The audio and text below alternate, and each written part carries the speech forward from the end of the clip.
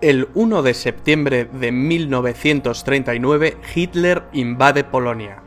Esta es la acción bélica que realmente inicia la Segunda Guerra Mundial.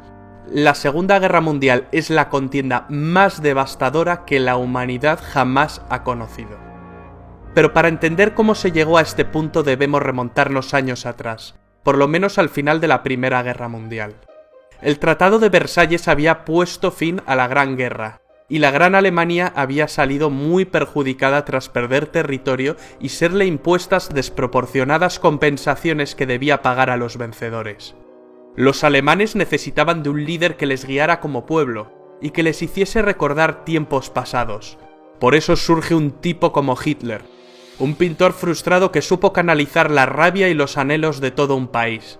Si se puede decir algo bueno de un villano como Hitler, es que era un gran orador y un maestro de la propaganda. Les habló a los alemanes de la superioridad de su raza y del camino que el pueblo debía seguir para engrandecer la nación.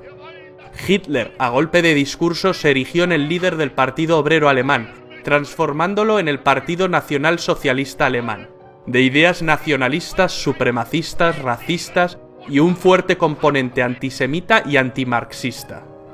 En 1923, Hitler acabó en la cárcel tras un fallido golpe de Estado.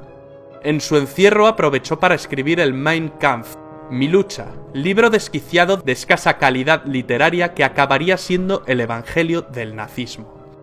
Tras su encierro, Hitler volvió a la palestra política y acabaría ganando en 1932 unas elecciones con mayoría simple para alzarse como canciller de los alemanes al año siguiente.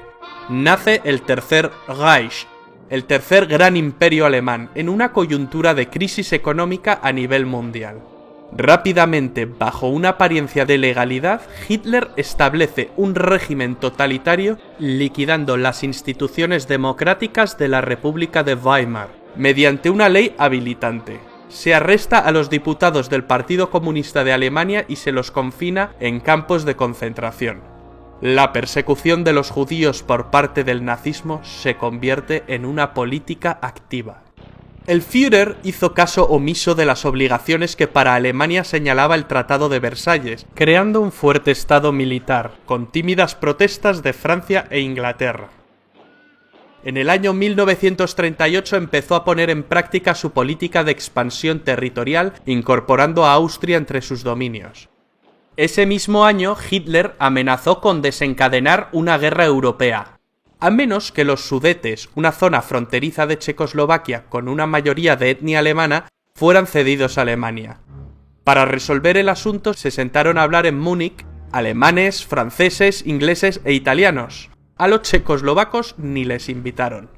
El primer ministro británico Chamberlain y su homólogo francés, en un acto de tibieza y cobardía, ceden con tal de que la sangre no llegue al río. Mal calculado. Al año siguiente Hitler incumple su palabra y ocupa el resto de Checoslovaquia.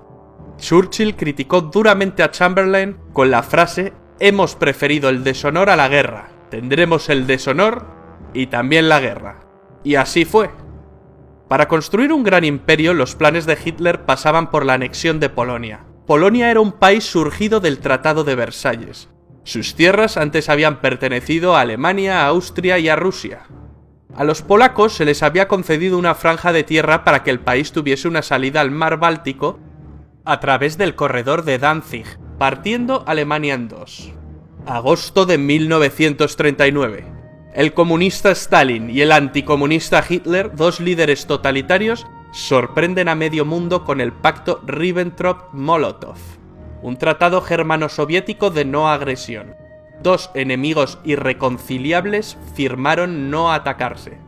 9 días después del pacto, Hitler invade la parte occidental de Polonia y 3 semanas después, los soviéticos se encontraban invadiendo la parte oriental. La invasión de Polonia hizo que por fin Inglaterra y Francia le declararan la guerra a Alemania. Alemania se tomó una pausa para reagrupar filas, mientras británicos y franceses se mantuvieron a la defensiva.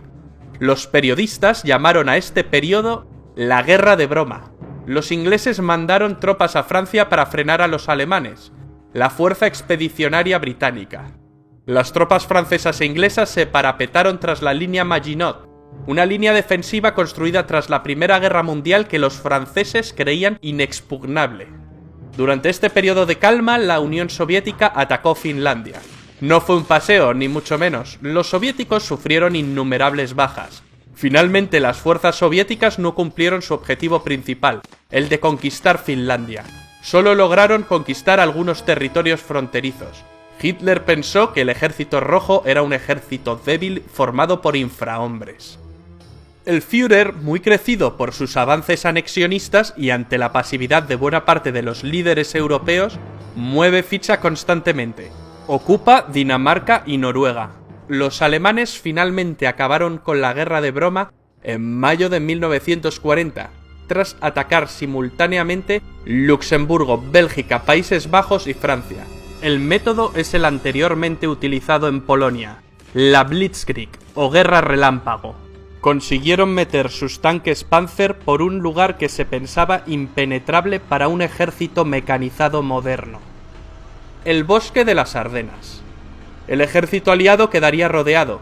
La batalla de Francia parecía perdida. A finales de ese mes se llevó en la ciudad de Dunkerque una dramática operación de evacuación de las tropas aliadas en territorio francés.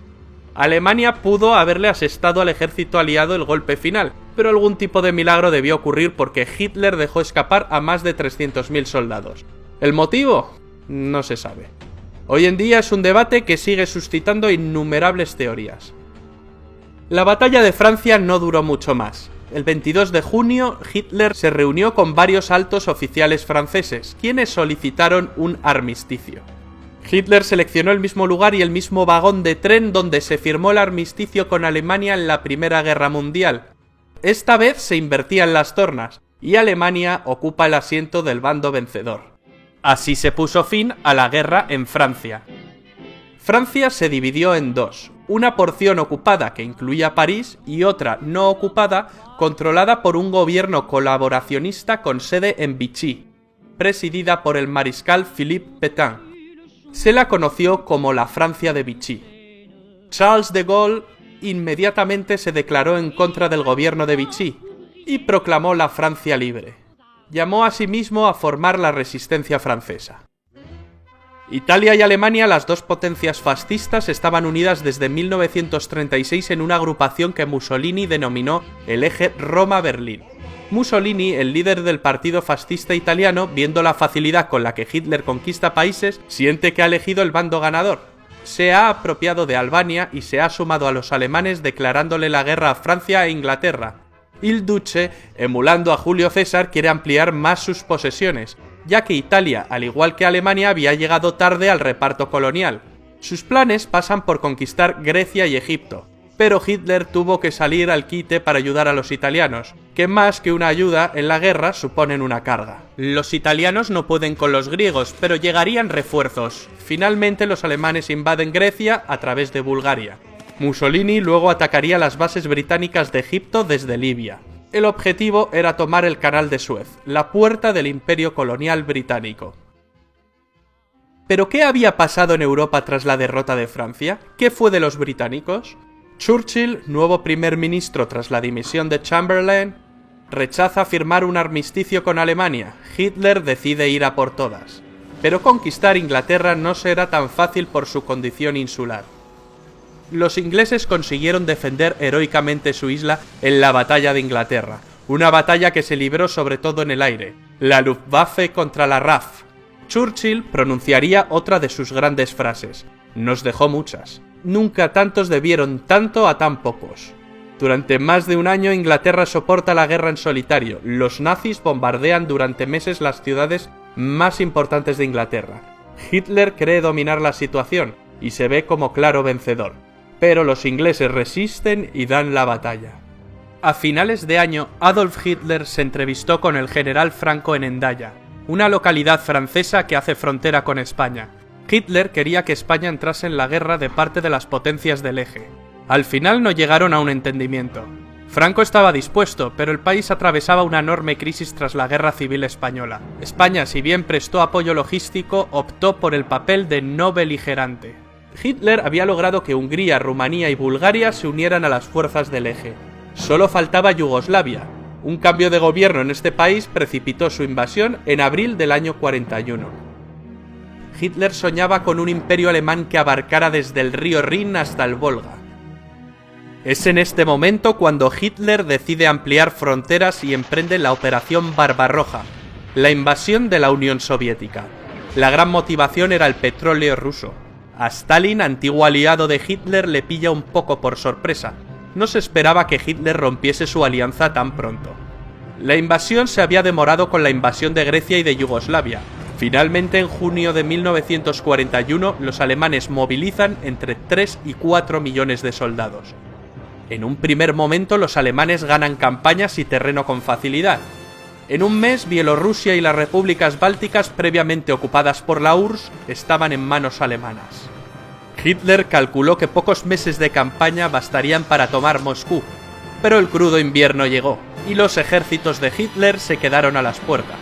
Lo mismo le ocurrió a Napoleón en su día. El eje Roma-Berlín se había ampliado en 1939 con la unión de Japón. Japón era el país más avanzado de Oriente, y quiere librar a sus vecinos, es decir, a las colonias europeas orientales, del yugo de Occidente. Asia para los asiáticos, era una frase común entre los nipones. Ya en 1931 empezaron la invasión de China, que continuó en 1937. Cuando Alemania ocupó Francia, Japón tomó el control de la Indochina francesa. Sobrevino un bloqueo comercial y un embargo de petróleo por parte del gobierno de Estados Unidos presidido por Roosevelt. La única salida que le quedaba a Japón era retroceder o ir a la guerra.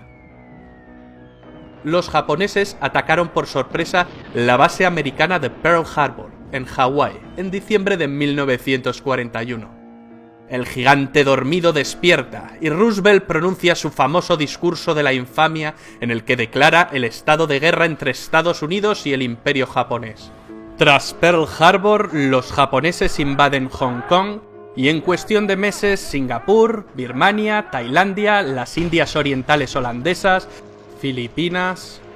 Una especie de tsunami o guerra relámpago a la japonesa. La bandera del sol naciente ondea sobre el Pacífico, y Hitler va y le declara la guerra a Estados Unidos. Con esto firma su sentencia de muerte definitiva. La derrota es solo cuestión de tiempo.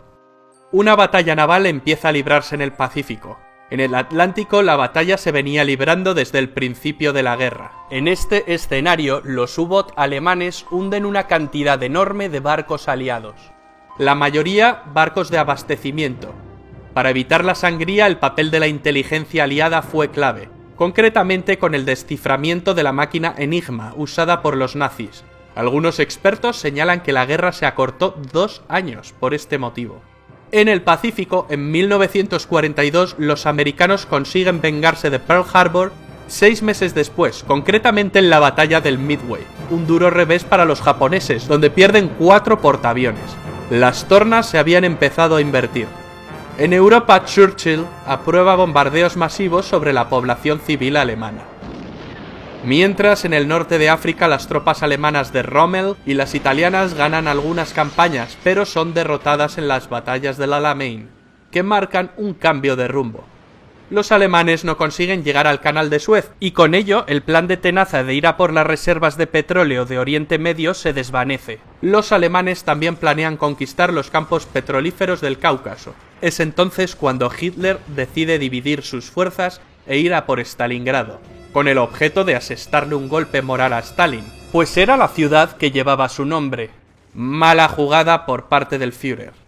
Aunque los alemanes conquistan buena parte del Cáucaso, sus tropas acaban retirándose, ya que su mirada estaba fija en Stalingrado.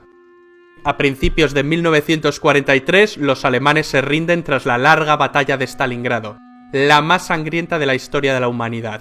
La grave derrota de la Alemania nazi y sus aliados en esta ciudad significó un verdadero punto de inflexión, y fue decisiva en los resultados finales de la guerra. A partir de aquí, los alemanes ceden constantemente terreno a los rusos. En julio de ese año, los alemanes no consiguen frenar al ejército rojo en la batalla de Kursk, la mayor batalla de tanques de la historia. Ese mismo mes los aliados bombardean Roma, lo que provoca gran desmotivación en los italianos. Estaban convencidos de que los aliados nunca bombardearían la ciudad santa. Además saben que están perdiendo la guerra. Terminarían por renegar de sus antiguos aliados. Al poco tiempo deponen a Mussolini y lo arrestan. Duro revés para los alemanes, los italianos les han traicionado. El 4 de junio de 1944 los aliados llegaron a Roma y la liberaron. El 6 de junio un enorme contingente de tropas aliadas desembarcó en las playas de Normandía. Los alemanes, que ya retrocedían por el este, empiezan a retroceder por el oeste. El avance aliado es incontenible. No tardan en llegar a París. Cuando los aliados cruzan la frontera germana, los alemanes lanzan una desesperada ofensiva en las Ardenas, que no surte efecto. En el Pacífico las tropas niponas se desvanecen. Las acciones de los kamikazes solo retrasan la ofensiva estadounidense. En enero de 1945 el Ejército Rojo llega al campo de concentración de Auschwitz, Polonia, y libera a miles de prisioneros. La opinión pública empieza a conocer los horrores del Holocausto judío y su verdadero alcance. Más de 6 millones de judíos fueron asesinados por el régimen nazi. En febrero los aliados realizan el bombardeo de Dresde, uno de los mayores bombardeos sobre población civil de toda la guerra, resultando destruida casi toda la ciudad. En abril los rusos llegaron a Berlín y ganan la última batalla europea. Ese mismo mes se suceden el fusilamiento de Mussolini y el suicidio de Hitler. Finalmente la Alemania nazi se rinde incondicionalmente ante los aliados. Termina la Segunda Guerra Mundial en Europa, pero la guerra continúa en algunas zonas de Asia y Japón. Hicieron falta 2 bombas atómicas sobre Hiroshima y Nagasaki en agosto para rendir al incansable ejército del emperador Hirohito.